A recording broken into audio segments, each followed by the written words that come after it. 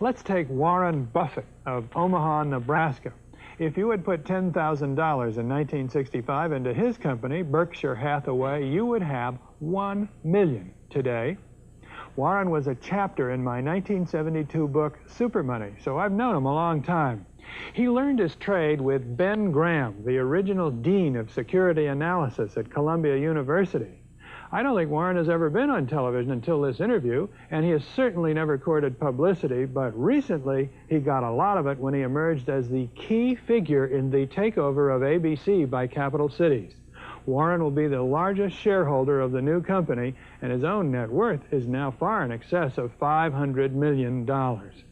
But when I spoke with him last fall in his office in Omaha, he very characteristically made his investment style seem so perfectly simple. The first rule in investment is don't lose. And the second rule in investment is don't forget the first rule, and that's all the rules there are. I mean, if you buy things for far below what they're worth and you buy a group of them, you basically don't lose money. Warren, what do you consider the most important quality for an investment manager?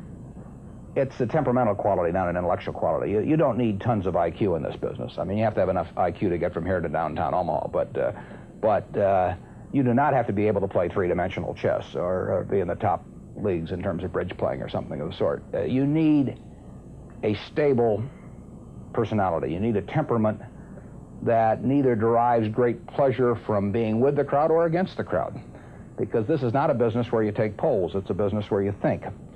And Ben Graham would say that you're not right or wrong because 1,000 people agree with you. And you're not right or wrong because 1,000 people disagree with you. You're right because your facts and your reasoning are right. Warren, what do you do that's different than 90% of the money managers who are in the market? Certainly most of the professional investors focus on what the stock is likely to do in the next year or two, and they have all kinds of arcane methods of approaching that, but they do not really think of themselves as owning a piece of a business. The real test of whether you're investing from a value standpoint or not is whether you care whether the stock market is open tomorrow.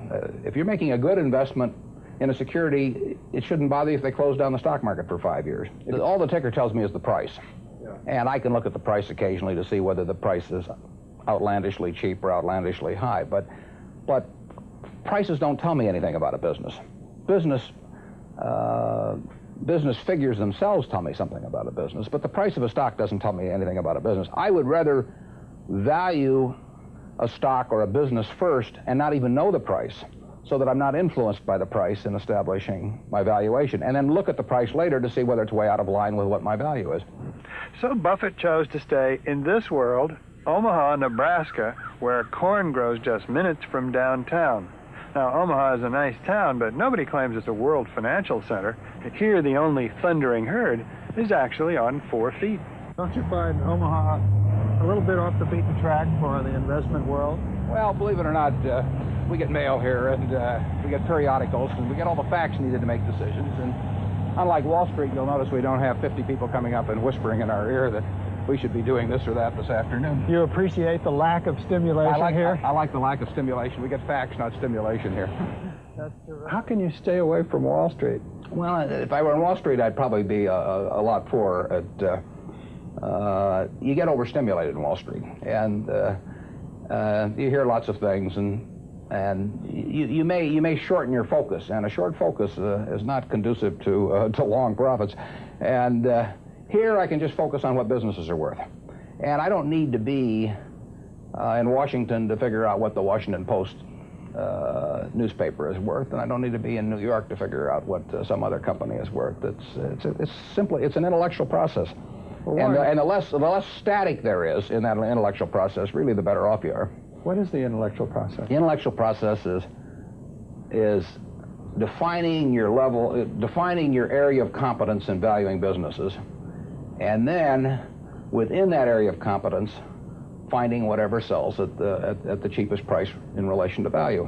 And there are all kinds of things I'm not competent to value, but there are a few that I am competent to value. Have you ever bought a technology company? No, I really haven't. In 30 years of investing, not one? I haven't understood any of them. So you haven't ever owned, for example, IBM? Never owned IBM. Marvelous company. I mean, a sensational company, but I haven't owned IBM. And so here is this technological revolution going on, and you're not going to be a participant. Gone right past me. Is that all right with you? It's okay with me.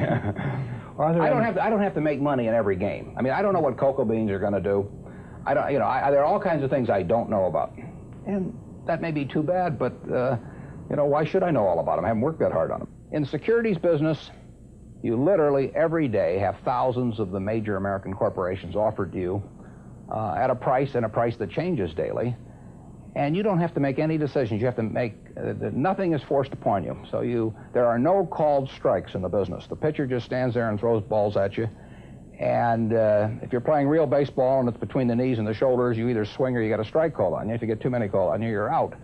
In the securities business, you sit there and they throw U.S. Steel at 25 and they throw General Motors at 68, and you don't have to swing at any of them. They may be wonderful pitches to swing at, but if you don't know enough, you don't have to swing. And you can sit there and watch thousands of pitches, and finally you get one right there where you want it, something that you understand, and then you swing. And so you might not swing for 6 months. You might not swing for 2 years. Isn't that boring? It would bore most people, and certainly boredom is a problem with most professional money managers. If they try to sit out an inning or two, not only do they get somewhat antsy, but their clients start yelling, "Swing, you bum!" from the stands, and that's very tough for people to do. Warren, your approach seems so simple. Why doesn't everybody do it? Well, I think partly because it is so simple. That the academics, for example, focus on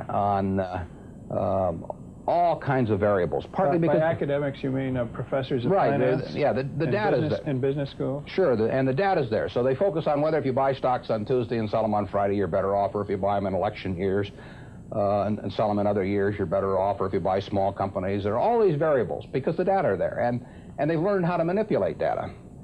And as a friend of mine says, to a man with a hammer, everything looks like a nail. And once you have these skills, you just are dying to utilize them in some way, but they aren't important. If I were being asked to participate in a business opportunity, would it make any difference to me whether I bought it on a Tuesday or a Saturday or an election year or something? It's not what a businessman thinks about in buying businesses. So why think about it when buying stocks? Because stocks are just pieces of businesses.